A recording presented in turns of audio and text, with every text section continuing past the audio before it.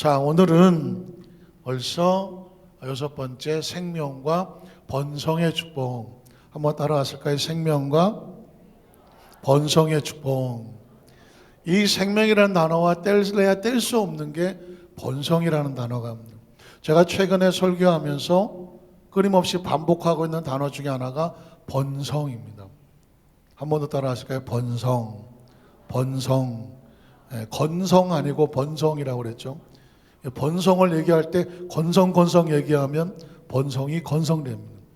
번성이라는 단어를 얘기할 때 기대감, 설레임, 이 뜻을 생각하니까 멀리 뻗어나가면서 성취를 이루는 뭔가 그냥 눈이 번쩍번쩍 가지고 가슴이 막 벌렁벌렁한 이런 기대감이 가득 찬 단어가 번성인데, 왜 번성이 나오냐면 제가 이제까지 성경을 읽고 이제까지 설교를 하고 성경을 가르치며 해왔지만 성경의 번성이라는 단어가 어떻게 보면 흔한 단어, 어떻게 보면 익숙한 단어, 그런데도 낯선 단어, 워낙 다른 단어들이 많으니까.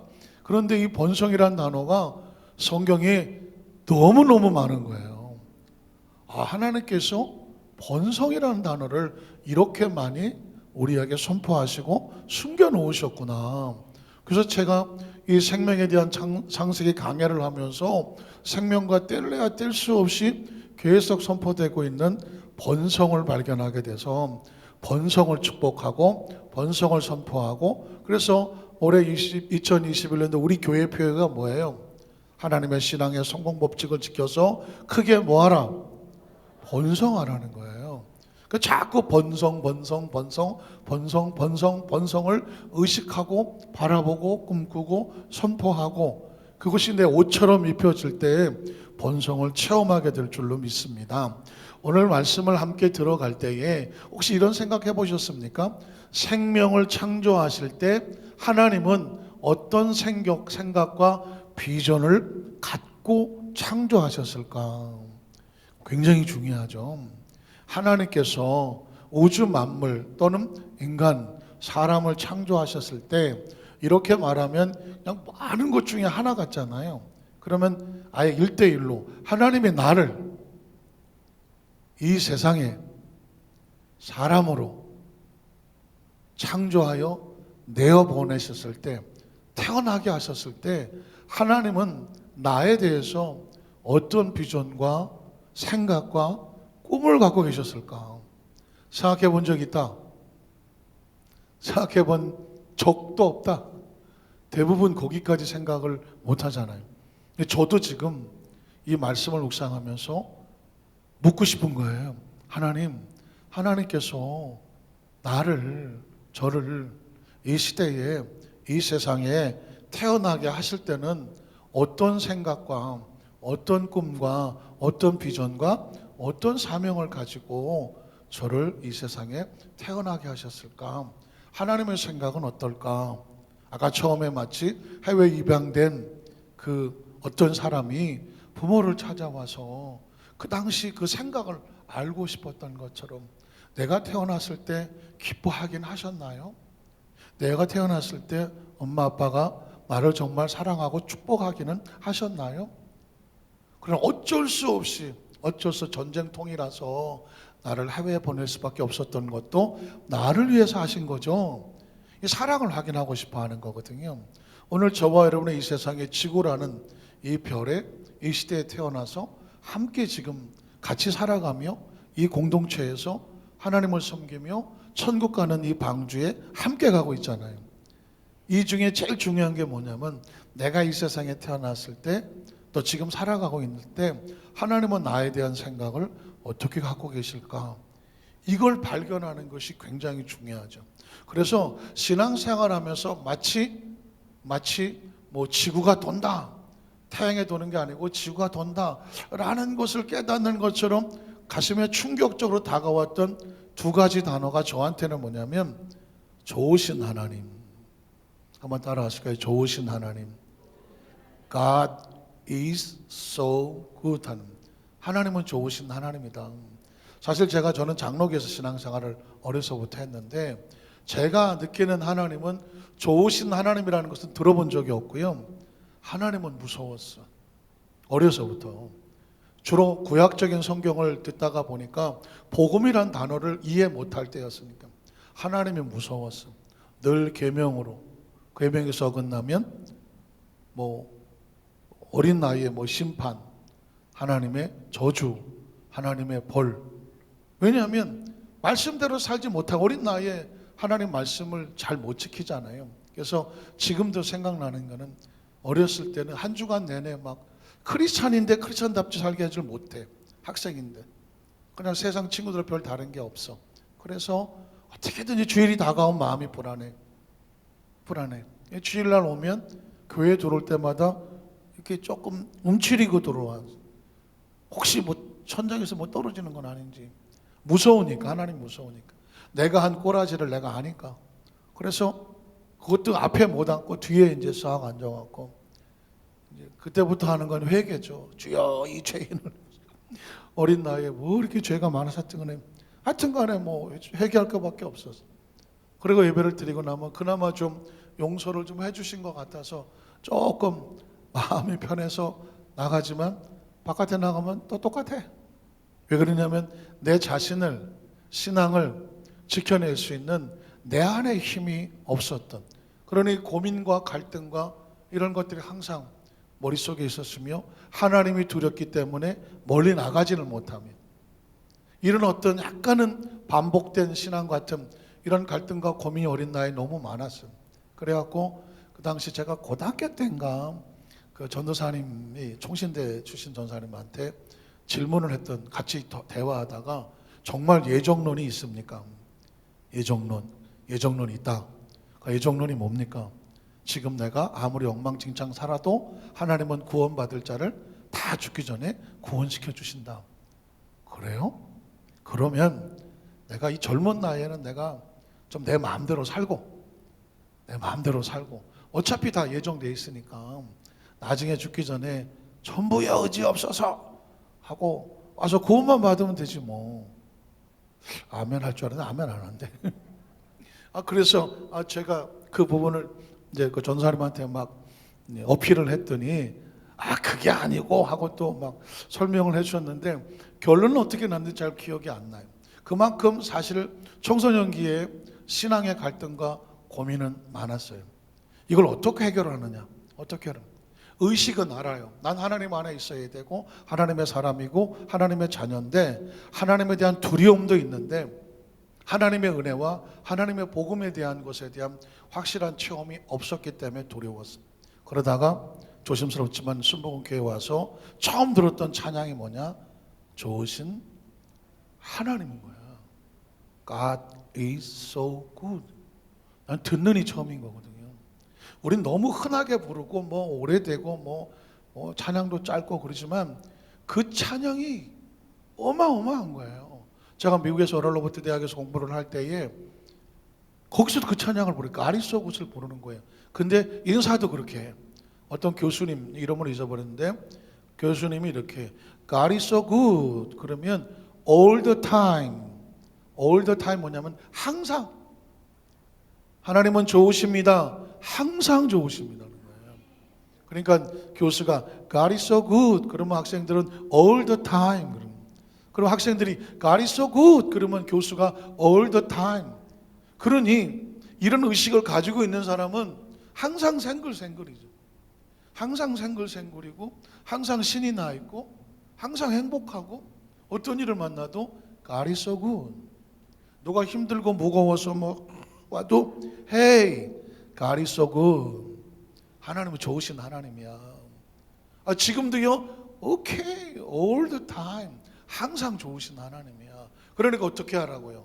걱정하지 말라고, 염려하지 말라고. 하나님을 좋으신 하나님으로 인식을 하고 가슴에 품고 있으면 하나님은 모든 것을 합력하여 선을 이루어 주신다는 것이죠. 그러니까 우린 하나님에 대해서 일방적으로 그냥 하나님 무조건 믿어라가 아니라 이것도 질문 아닙니까? 내가 태어날 때 하나님은 나하고 어떤 생각을 하셨을까라고 하는 건 굉장히 중요하거든요. 그래서 우리가 다 알 수는 없지만 근접을 해보면 자녀를 향한 부모의 마음, 어린 아이가 태어났을 때 부모는 그 아이의 어떤 마음을 갖겠습니까? 한번 생각을 해봤어요. 뭐 종이에 적어놓은 건 아니지만 부모가 자녀를 놓고 기도를 한다면, 예수를 믿든 안 믿든 모든 부모는 자식이 태어나는 순간 축복을 하잖아요. 누군가를 향해서 소원을 빌겠죠. 하나님, 내 자녀가 생명이 이건 제가 일부러 잘 안 보이게 썼어요. 건강하게 해주십시오. 당연히 여기서 반대하실 분 있나요? 우리 자녀가 안전하게 해주십시오. 우리의 자녀가 잘 자라 성장하게 해주시옵소서. 우리 자녀가 지혜로워서 할 수 있는, 자기가 원하면 교육을 잘 받고 크게 하시옵소서. 그의 목표와 그의 꿈이 아직 핏덩어리지만 이 아이가 가지고 가는 목표와 꿈이 실패되지 아니하고 잘 펼쳐나가게 해주시옵소서. 이건 지금 뭐 제가 목사라서가 아니라 어느 부모도 자식이든 아니면 할머니 할아버지가 손주든 어린 핏덩어리를 붙잡고 그냥 마음에서 우러나오는 것 아니겠습니까? 이 자녀의 앞으로의 환경을 하나님 도와주셔서 펼쳐주시옵소서. 그리고 성경적인 용어지만 형통하게 하시고 창대하게 하시고 왕성하게 하시고 강성하게 하시고 행복하게 하시고. 이거 가지고 되겠습니까? 뭐 종이 한 장, 아니 1000장을 주면 난 거기다 다 채울 수 있어. 하나님, 이 자녀가 평안하게 하시고 따뜻하게 하시고 부드럽게 하시고. 어쨌든 결국은 뭐예요? 이 생명이 행복하고 아름다웠으면 좋겠다. 이게 부모가 자식을 향한 본능적인 생각입니다. 혹시 여러분에게 묻습니다. 나는 혹시 내 아이에게 어떤 문제가 있을 때 하나님, 차라리 날 데려가십시오, 이런 기도 해보신 적 있으신가요? 이런 해보셨어요? 네. 해보신 분도 있고, 혹시 그런 경우를 안 당해서 그렇지 막상 그런 경우를 당한다면 고백을 하겠죠.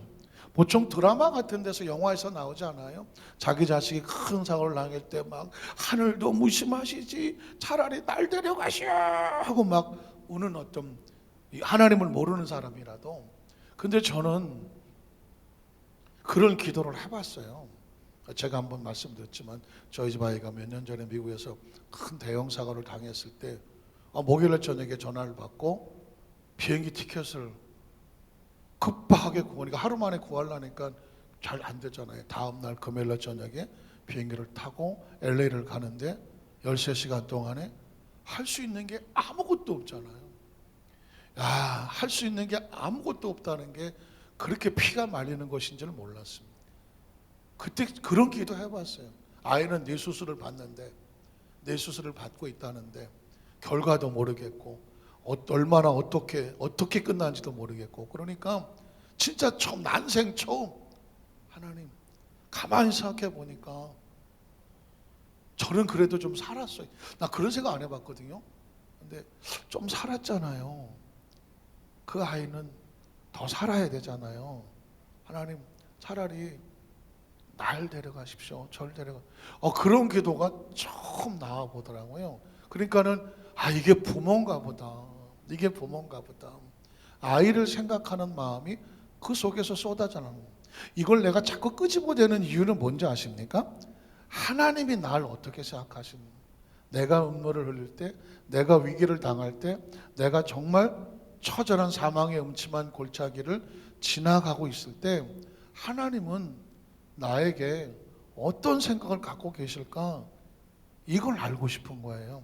왜냐하면 이게 확실해야 하나님이 우리를 지을 때 갖고 가신 생각이 우리가 알아야 우리가 어떤 상황을 지나갈 때에 하나님이 날 이렇게 생각하신다는 그 사랑으로 이겨나갈 수가 있는 것입니다. 사실상 본능적으로 이게 부모 자식은 혈연 관계라고 말하지만 하나님과 우리는 이건 천륜이야, 천륜. 하늘의 관계인 거죠.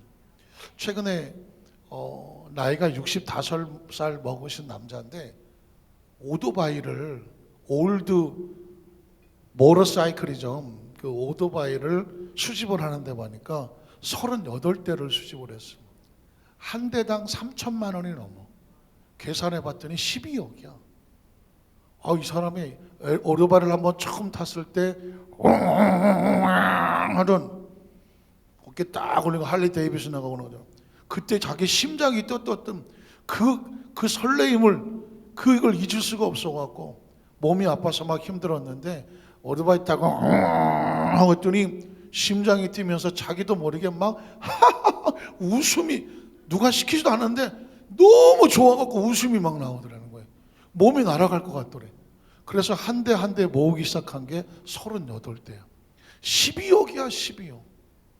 와, 어디서 한 거야? 어쨌든 그래갖고 이분은 자기 몸이 좋아지고 오토바이 38대를 어느 강가 같은 데다 이렇게 전시를 해놓고 무료로 전시를 하며 그걸 보기만 해도 너무 좋대. 그걸 8대를 38대 다 끄집어놔 청소하고 도로 집어넣고 그 오토바이 38대 뺐다 꼈다 해보세요. 쉽지 않아. 근데도 막 신이 나서 해. 똑같은 장면이 우리나라에 개썰매 아시죠? 눈에 닦는 개썰매 국가대표가 있더라고. 난 들어보니 처음인데요. 개썰매 국가대표가 있는데 이 개썰매 국가대표 하시는 분이 그 썰매 끄는 개를 한 20마리 이상 키우더라고요. 이분은 눈이 안 오면 쓸모가 없는 개들이요. 눈이 와야 개 끌고 나가서 썰매 타는 건데 평상시 개 20마리 먹이는 사료값이요. 뭐 고기 이렇게 잔뜩 갖다 주는 거야. 끼니마다 먹는 거야. 등치도 이따시만한 것들이니까. 그래서 리포터가 물어요. 아니 이거 사료값 엄청 나가지 않냐고. 그랬더니 확실히 국가대표는 다르더만. 뭐라고 말하냐면 얘네들이 주는 기쁨과 행복이 돈보다 귀하대. 와, 그 눈썰매 끄는 게 사료비 한 끼만 해도 그게 얼마인데요. 이따만 뭐 고기를 갖다 막 갖다 붓더라고.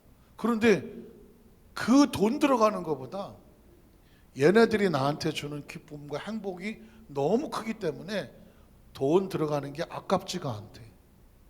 제가 이 똑같은 서로 다른 장면이지만 공통된 심리를 알게 된 것이 뭐냐면 부모가 자식이 그냥 보기만 해도 행복하고 귀해서 걔한테 들어가는 돈은 아깝지가 않아.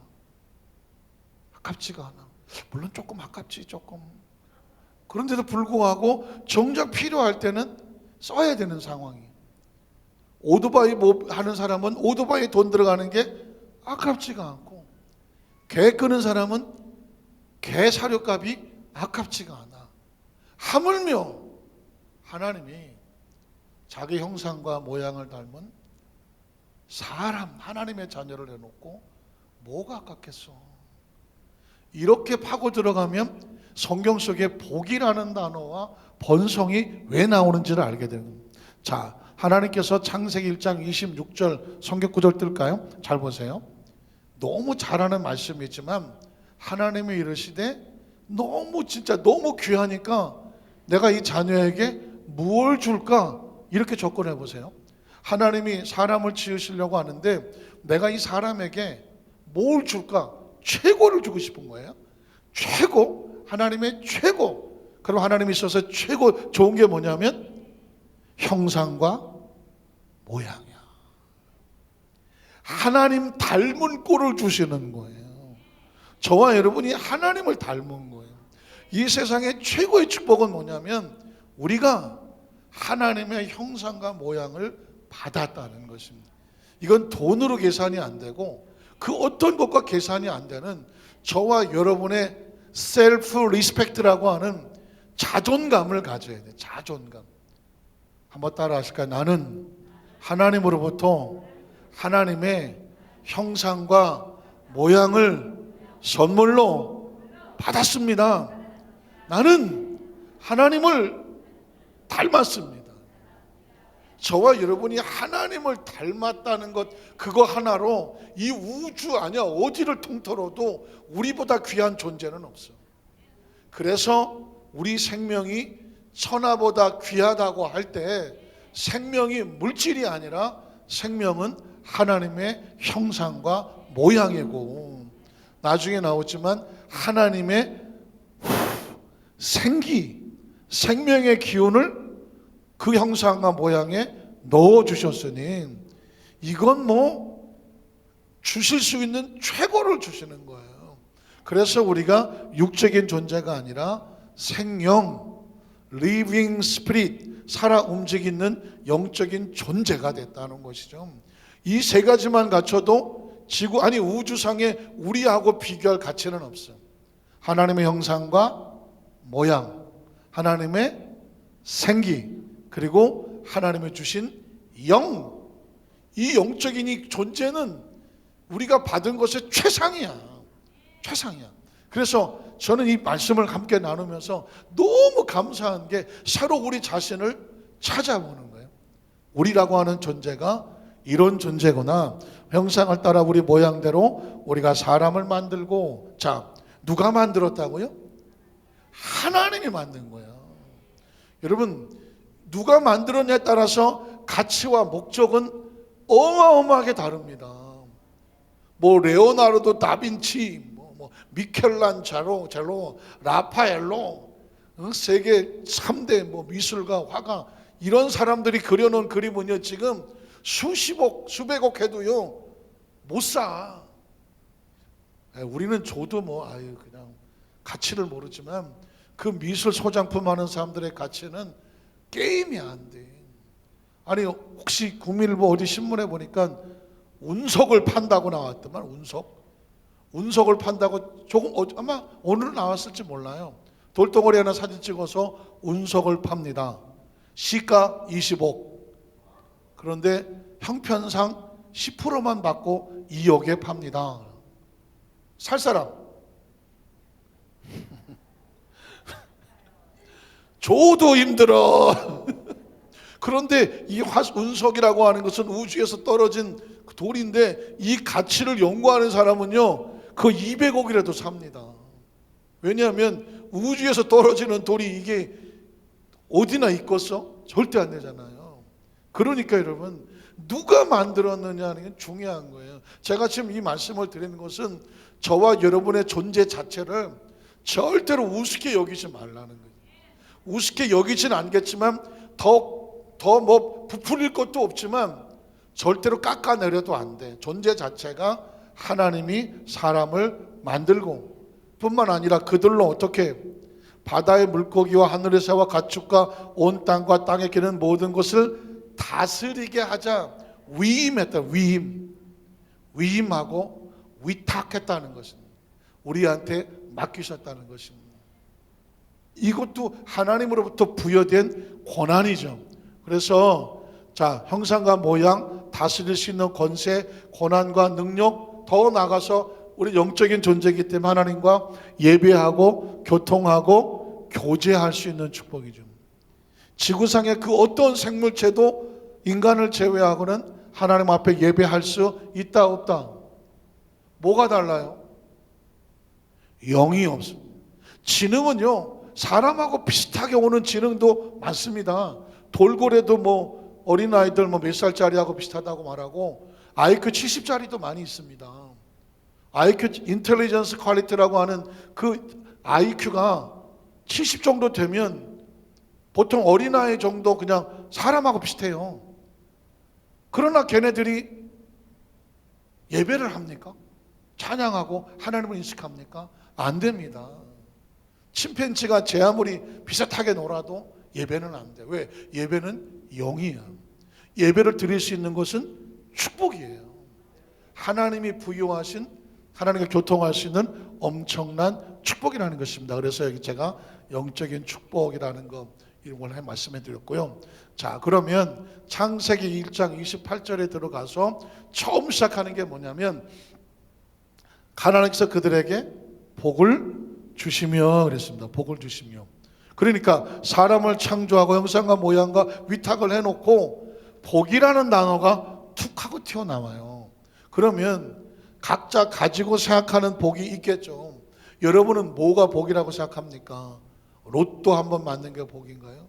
하늘에서 한번 돈벼락 한번 맞아봤으면 좋겠어요. 뭐 그런 게 복인가요? 아니야, 나 다 필요 없어. 나는 한 120살까지만 살았으면 좋겠어. 아니 그것도 필요 없어. 나는 내 자식들이 잘 됐으면 좋겠어. 어쨌든 각자 가지고 있는 복에 대한 개념이 다르잖아요. 하나님이 생각하신 복인 뭘까? 궁금하지 않습니까? 하나님은 무엇을 복이라고 말할까? 하나님에 대한 복의 개념이 필요하거든요. 복이. 자, 그러면 하나님 요 한 구절 가지고 말하는 거예요. 하나님께서 그들에게 복을 주시며 이 안에 어마어마한 의미가 있어요. 자, 복은 어디서부터 오냐면 하나님 자신께서 복의 근원 되심을 선포하는 겁니다. 왜? 하나님이 복을 주셨으니 복은 누구한테 있어요? 하나님한테 있죠. 내가 있어야 뭘 주지 않겠습니까? 그러니까 이 모든 복의 근원, 복의 출발지는 어디냐? 하나님이에요. 뒤집어 말하면 하나님과 관계가 막히면 복이 있다 없다? 복이 없다요. 복이 없어요. 그래서 나중에 나오겠지만 시편 1편에 보면 복 있는 사람은 악인, 죄인, 오만한 자하고 관계하지 않아. 왜? 그 사람들은 하나님과 끊어진 사람이기 때문에 거긴 아무리 휘젓고 다녀도 복이 있다 없다? 복이 없다.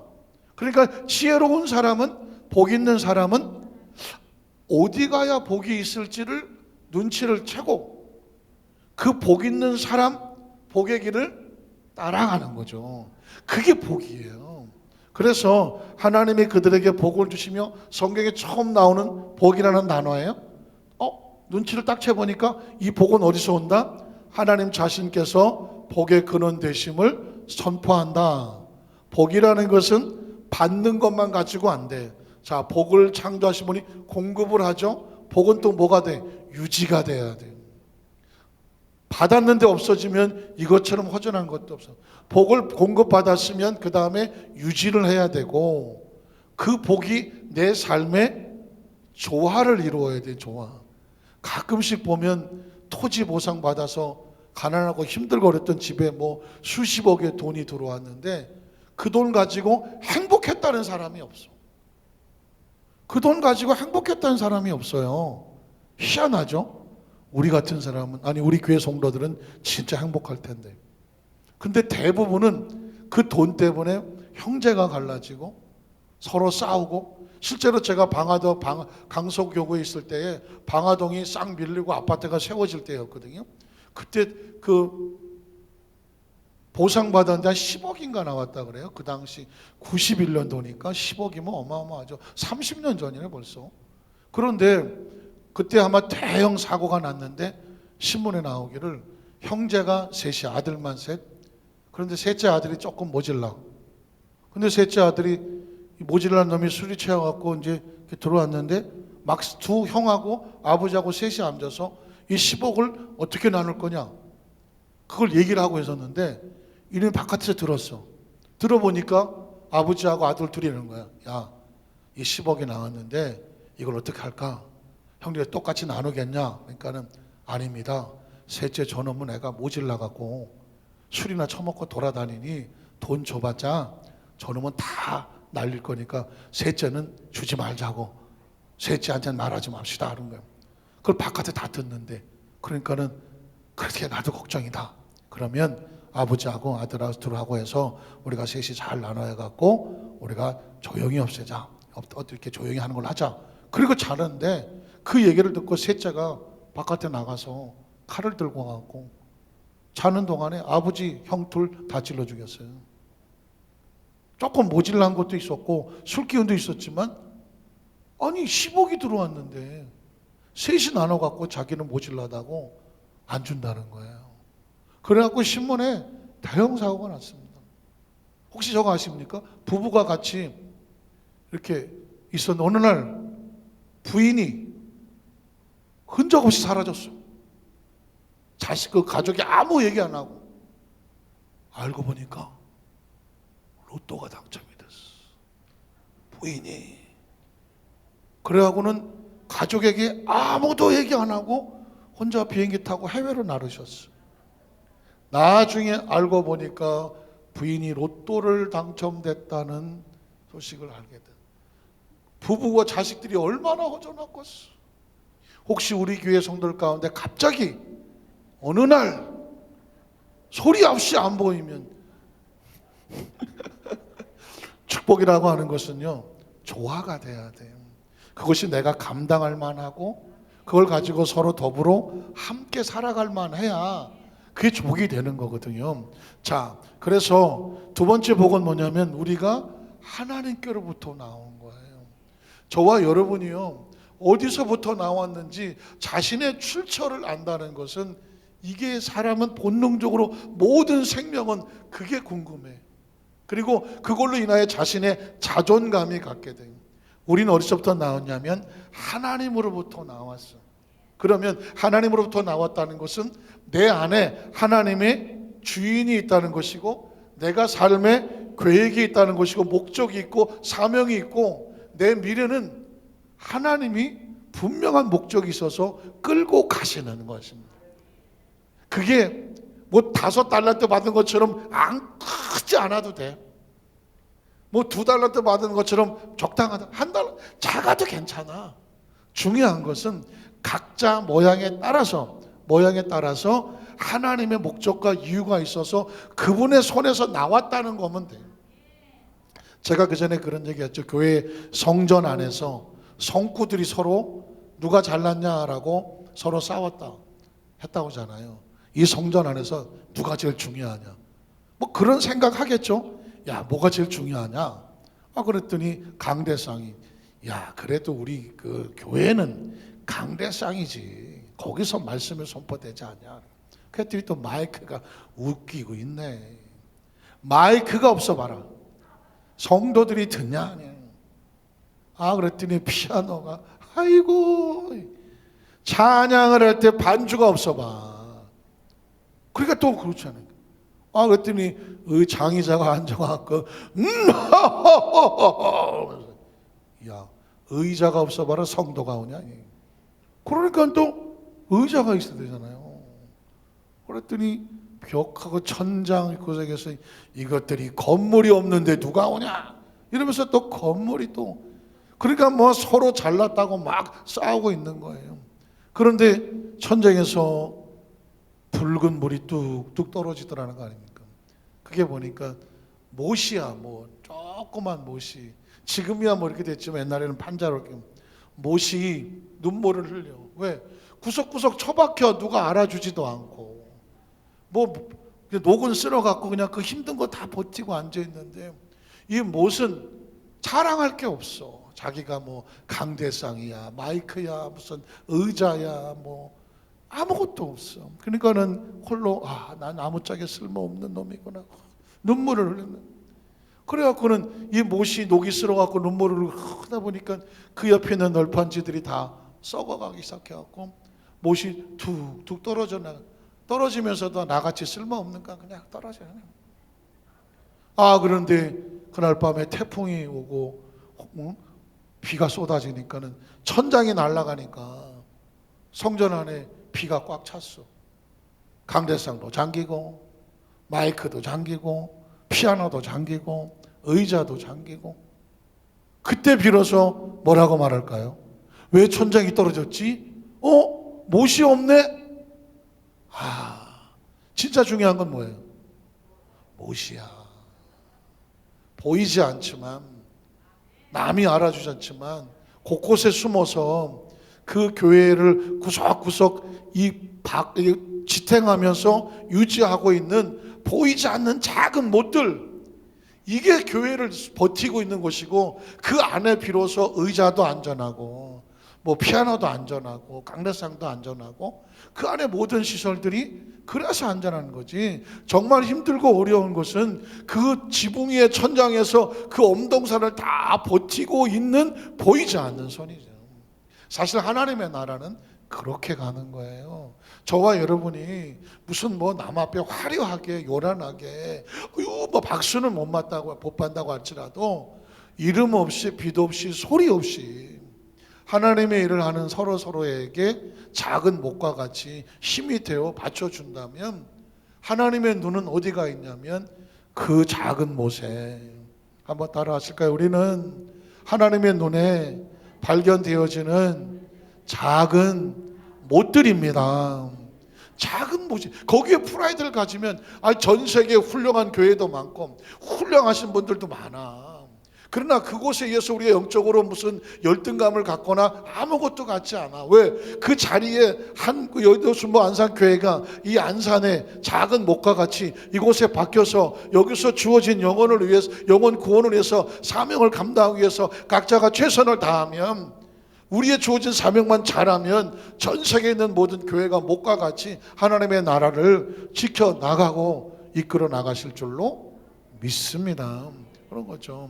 자, 그리고 하나님의 복은 뭐냐? 관계예요. 하나님께로부터 나온 것이 나에게 주어져서 나와 아름다운 관계를 이루니까 최고의 축복은 뭐냐면 하나님과의 관계. 한번 따라 하실까요? 하나님과의 관계. 이 관계가 얼마나 중요하냐면, 그래서 성경에 보면 계속 아버지와 아들, 하나님께서 아버지와 아들 관계, 양과 목자 다 관계예요. 포도나무와 가지, 신랑과 신부, 주인과 종, 거기서 말하는 종은 뭐 부리는 종이 아니라 함께 일을 나눈 종. 시냇가에 심은 나무, 이건 전부 다 관계를 말하는 거죠. 예수님께서, 신랑 되신 예수께서 다시 오실 때 혼인 잔치를 위해서 신부를 데리러 온다, 관계잖아요. 아버지와 나가 하나인 것처럼, 아버지가 내 안에 계는 것처럼 이제는 너희도 내 안에, 나도 너희 안에, 관계거든요. 사람이 친구를 위해서 목숨을 버리면 이보다 더 큰 사랑이 없나니 나는 너희를 위해서 무엇을 버리노라? 목숨을 버리노라. 나는 너의 친구다. 나는 너의, 그거예요. 그거예요. 그게 원래 찬송가거든요. 윤한계 목사님하고 윤복계 권사님이 찬송을 이제 작곡을 해서 찬송을 이렇게 부르려고 했었던 건데, 당시 국제가요제인가 뭐 가요제에 출품을 해야 되는데 그 곡이 너무 귀하고 아름다워서 그 곡을 가지고 나갔대요. 이제 가사를 조금 바꿔갖고. 근데 그게 큰 상을 받았잖아요. 그래서 지금도 여러분이라고 하는 그 노래에 보면, 내가 만약 외로울 때 누가 나를 위해서 주지? 그랬더니 바로 여러분 할 때 그 여러분은 사실은 주님이다. 관계 때문에 그러는 것이고요. 그 다음에 창조를 해놓고 그들에게 복을 주시며가 뭐냐면 하나님의 축복으로 완성된 창조의 완성품이라는 거죠. 그래서 제가 그런 설교를 많이 했을 거예요. 하나님께서 우리를 창조하셨을 때 마지막 도장을 빡 찍는 게 뭐다? 복인 거예요. 하나님께서 그들에게 복을 주시며, 그러니까 저와 여러분은 이 세상에 사랑받기 위해 태어난 존재지만 이미 우리는 축복을 받은 존재죠. 사랑은 축복이잖아요. 사랑보다 귀한 축복이 있나요? 축복이거든요. 그러니까는 저와 여러분이 어떻게 태어났던, 어떤 모습으로 태어났던, 어느 시대에 태어났던, 어느 집에서 태어났던, 뭐 남자로 태어났던, 여자로 태어났던, 아니면 뭐 얼굴이 그냥 너무 그냥 화려해서 동네 사람들 지나가면도 쉬 갖고 내가 그냥 좀 내 뒤에 누가 휘파람 좀 불었다. 어쩌자고 하나도 없냐 우리는. 어쨌든 그런 손도 썼어. 그래. 동네 오빠 좀 만나셨나? 어쨌든 그랬던 안 그랬던 상관없이 하나님의 작품이다. 복 있는 존재다는 거 절대 잊어버리지 마세요. 그 다음에 우리 마음에 축복된 자화상. 그러니까 이 모든 말씀을 주시는 이유가 뭘까요? 사실은 너는 천하보다 귀하고 내 마음에서 나와서 내 형상과 모양과 영과 생기와 용을 준 내 마음의 최고의 작품이야. 이게 하나님의 마음이에요. 제가 그러잖아요. 저는 설교에 대한 정확한 정의를 모르겠어요. 다른 사람은 뭐라고 얘기하는지 모르겠는데, 제가 만약에 후배들에게 목회학이나 설교학을 강의하게 한다면 설교는 한마디로 뭘까? 하나님의 마음이다. 설교자는 뭘까? 하나님의 마음을 품는 자다. 그것을 전달하는 것이 메신저다. 그러면 성도들은 하나님 설교를 들으면서 무슨 변화가 있을까? 하나님의 마음을 품고 하나님의 마음에 들어오니 자신의 마음 속에 셀프 이미지네이션, 하나님에 대한 축복의 자화상이 생기고, 내 마음에 자화상을 가지면, 축복의 자화상을 가지면 세상에 어디를 갖다 놓아도 자신감이 뿜뿜 자신 있게 살아가는 거예요. 세상에 제일 부모가 가슴 아픈 게 뭐예요? 내 자식이 어디 가서 삐실삐실한 거야. 갔는데 삐실삐실해. 자신 없어요. 왜 자신이 없어? 힘내, 괜찮아, 해봐. 그러면 그 부모가 옆에서 자꾸 자신감을 주면 자신감하잖아요. 하나님은 우리에 대해서 그런 자신감을 부여하기 원해서 그걸 하나님의 자존감이라고 말하는데, 하나님의 자녀들 마음속에도 이 자존감이죠. 그래서 여러분, 탕자의 비유에서도 보면 탕자가 완전히 그냥 죽상을 해서 오잖아요. 거짓골을 하고 오잖아요. 그래서 뭐라고 말해요? 자존감이 하나도 없잖아요. 난 이제 아들도 아니고 나 같은 놈은 그냥 종이라고, 아버지라 부를 수도 없으니까 그냥 종으로만 하나 여겨 주세요. 내가 정말 내 자신이 한 걸 생각하니까 볼 날이 없습니다. 이런 꼴하지 아니에요. 그런데 아버지가 만약에 어떤 직장이면은 뭐 가만 놔두지 못해요. 그러나 아버지와 아들은 내 자식이 나한테 잘못했지 다른 종들 앞에서도 그런 모습을 보여야 되겠어? 그건 아닌 거잖아요. 그러니까 아버지가 거기서 다 들으라는 듯이 말하잖아요.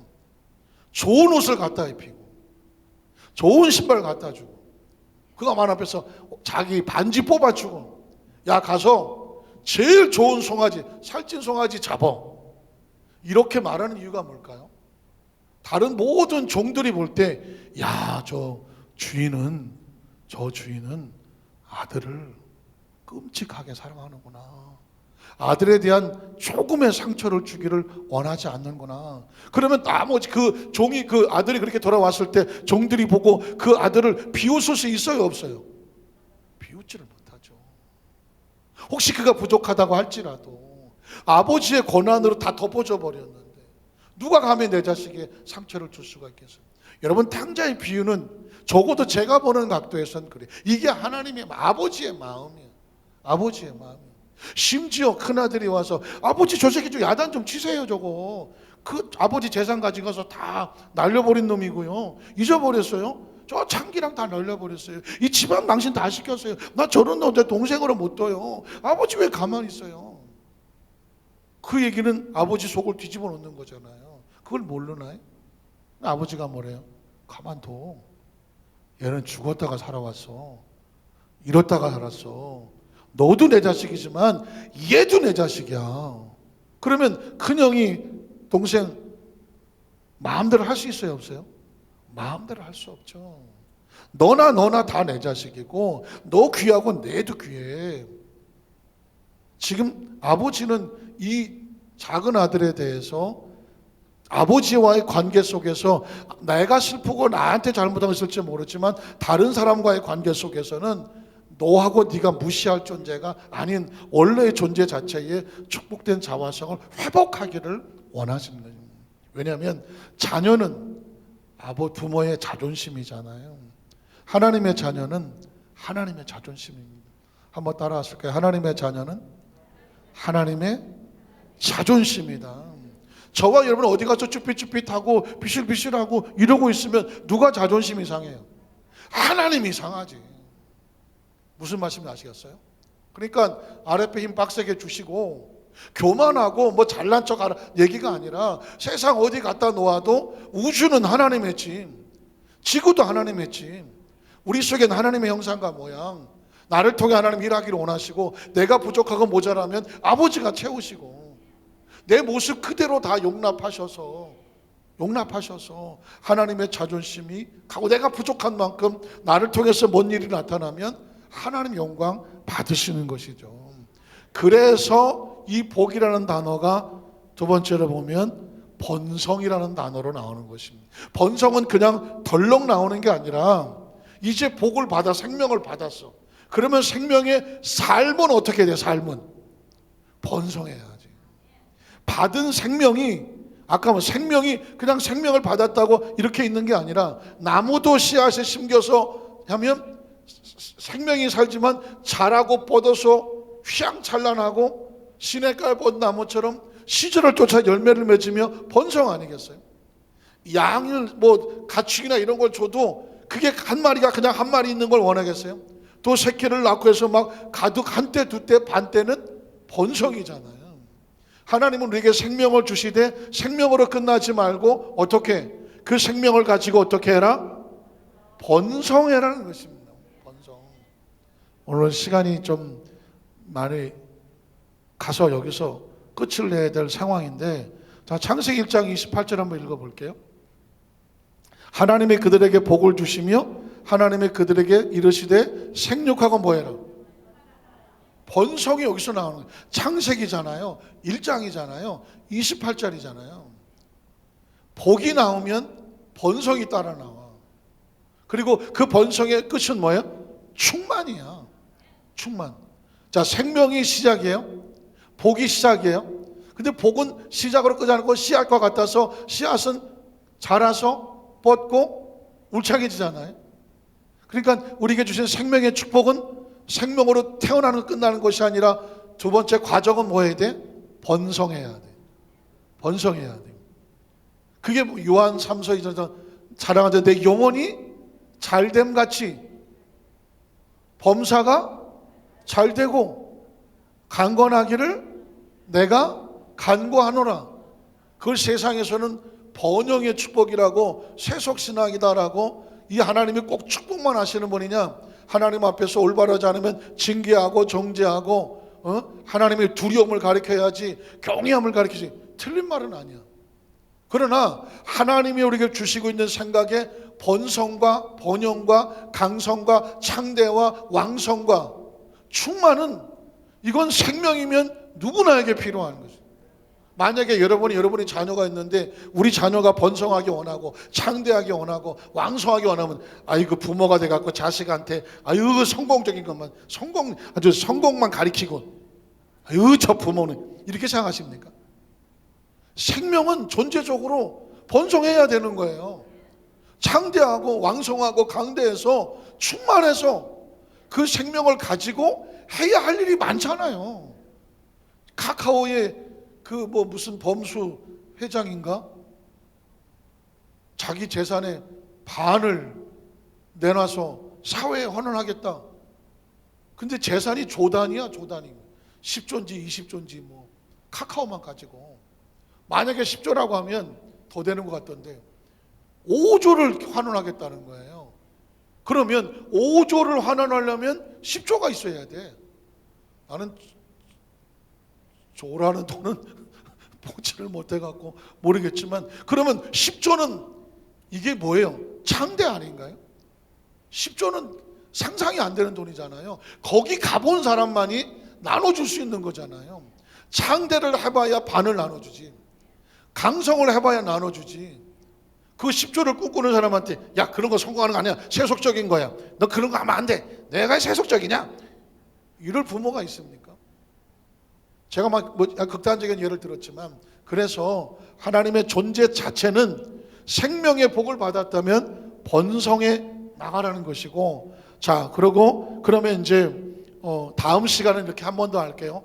제가 여기서 아브라함과 이삭과 신명기 요 안에서만 번성을 찾아봤어. 번성을. 그랬더니 창세기 1장 28절에 창조만 번성을 얘기하고 한마디도 안 하시다가 요한계시록에 가서 번성을 얘기한 게 아니라 아브라함한테만 하나 둘 셋 네 번을 해.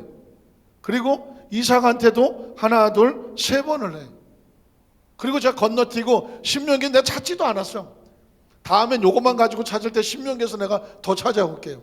더 찾아오는데 신명기의 이 축복의 장에 보면 아마 이 다음 시간 이걸로 꽉 찼게 되거든요. 번성이요, 하나님이 입이 열면 그냥 번성이야. 번성하고 번성해라. 번성하고 번성해라. 아예 그냥 말씀을 들을 때 저와 의식과 사고 속에서 하나님이라는 단어가 나오면 나를 향하신 하나님의 뜻은 복을 주시며 번성하고 충만하라. 충만하라. 그럼 뭐예요? 하나님께서 우리를 통해서 일하시고 싶어 하는 거죠. 영권이 번성하고 물권이 번성하고 건강이 번성해서 살아서 우리가 100년을 살던 살아 숨쉬는 동안에 나눌 수 있으면 나눠주고 도울 수 있으면 도와주고 지킬 수 있으면 지켜주고, 뻗을 수 있으면 뻗어주고, 영향력이 있어서 적어도 여의도 순복 안산교회 한 우리 이 시대 속에 저와 여러분이 살아가는 이 교회에, 저와 여러분의 이름이 이 교회에 번성하고 창대하여 충만한 그 이름이 우리 교회 안에 같이 있어서, 우리가 했던 어떤 모습이든지 같이 있어서 다음에 우리의 후배들이 그 번성과 창대와 그리고 충만의 축복이 그 자녀들에게 흘러내려가서 여의도 순복 안산교회는 하나님의 번성과 번영과 창대와 왕성의 축복이 뻗어내려가 충만한 교회. 어떻게 생각하십니까? 이건 제 얘기가 아니고요, 하나님께서 주신 속성이에요. 그 축복이, 이 말씀이 저와 의식과 사고 속에, 아니 무의식 속과 잠재의식 속에, 생각 속에, 언어 속에, 그리고 우리의 표정 속에, 삶 속에, 목표 속에, 그게서 아주 그냥 우리의 삶을 둘러싸고 이끌어 가시기를 주님의 이름으로 축원합니다. 우리 찬양 한 곡 드렸으면 좋겠습니다. 그런 관점에서 보면 지난번에 함께 불렀지만 가사가 또 다가와요. 감사해요. 깨닫지 못했었는데 내가 얼마나 소중한 존재인가. 태초부터 지금까지 하나님의 사랑이 날 향해서 계속 향하고 있었다는 것. 중요한 것은 또 하나의 열매는 뭐냐면 나로 인하여 열매가 계속 맺어 나가는 것을 번성이라고 말하고, 창대라고 말하고, 왕성이라고 말하고, 강성이라고 말하고, 형통이라고 말하고, 그리고 충만해야 돼. 우리 함께 찬양하고 기도하도록 하겠습니다.